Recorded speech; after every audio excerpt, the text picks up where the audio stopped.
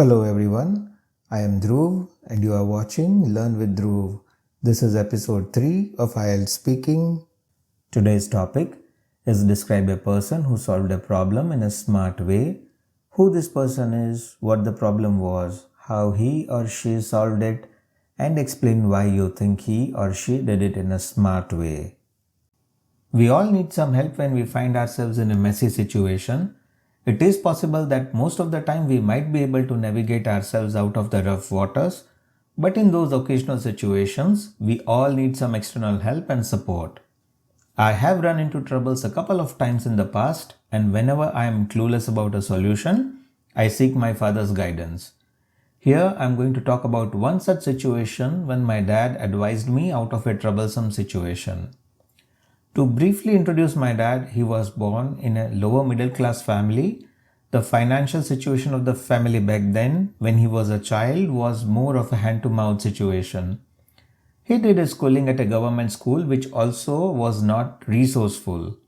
All these life experiences only meant that the problem solving and improvising skills were inculcated in him at a very young age.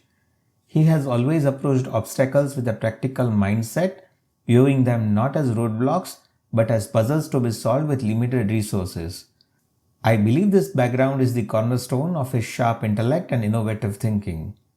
Coming back to the situation when I took a home renovation project in my small scale landscaping company, the painter misjudged the color mixture and ruined the whole batch of the color. The owner of the house requested a baby pink color on the outer walls, while the painter prepared a dark pink color. He tried to amend the situation by adding more white to it, but things were not turning out as per his expectations. The painter was quite distressed because the mistake represented a significant amount of wasted material and time, putting our entire schedule at risk. Furthermore, the owner was due to visit the site the next morning, meaning we had a very narrow window to fix this expensive blunder. When I came to know about the situation, I made a quick phone call to my dad. He asked my painter to mix a little bit of blue and yellow along with the white. Now, even though I knew my dad is an improviser, I was a bit skeptical about his suggestion to turn the ruined batch of color into a desired one. I initially wondered how adding more color, especially blue and yellow, could possibly fix a paint batch that was already too dark. It seemed counterintuitive, but knowing his track record, I instructed the painter to proceed exactly as he had advised. I was astonished by the outcome and quickly thanked my dad. Had it not been for my dad's help, I would have discarded the ruined batch and purchased a new one. That would have incurred huge losses for the company, which was in the infancy stage back then. The sheer volume of the paint meant the replacement cost would have wiped out all potential profits from the contract, possibly setting the company back several months. The only reason why I made some profit in that project was attributed to my dad's intelligence. This experience really taught me the value of lateral thinking and relying on wisdom gained through life experience, something you can't learn from any textbook. It also cemented my belief that my dad is the most resourceful person I know. Now, some follow-up questions and their answers. First question. Do you think children are born smart or do they learn to become smart? I believe nobody is intelligent or dumb by birth. Knowledge and experience make a person clever. That said, with the boom in technology, kids these days have access to so many resources to learn new skills, which makes them smarter than the previous generation. Next question. How do children become smart at school? Intelligence is a combination of knowledge and experience. The school not only provides the right environment and culture for learning, but also provides mentors in the form of teachers who will inculcate problem-solving skills and other life skills from a tender age. Next question. Why are some people well-rounded and others only good at one thing? I would say one of the reasons for such a thing would be a person's interest. The other reason that I could think of right now would be the availability of resources. A person born into a well-to-do family will have the means to pursue more than one passion.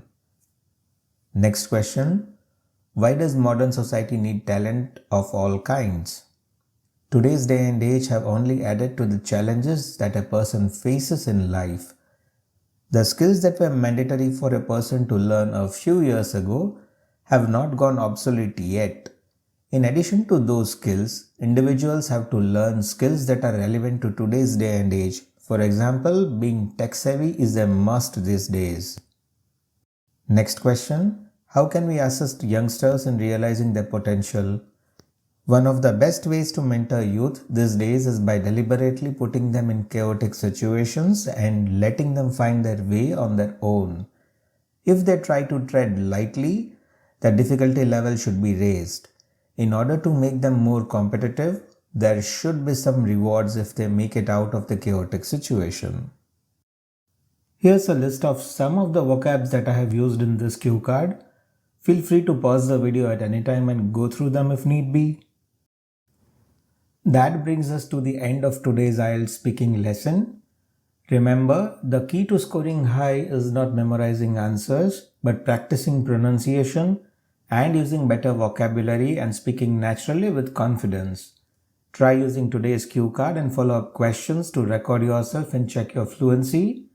If you found this video helpful, don't forget to like this video, subscribe to the channel and share it with friends who are preparing for IELTS exam. Comment below and tell me if there is any topic that you would like me to make a video on. Thanks for learning with me. This is Dhruv from Learn with Dhruv. See you in the next lesson.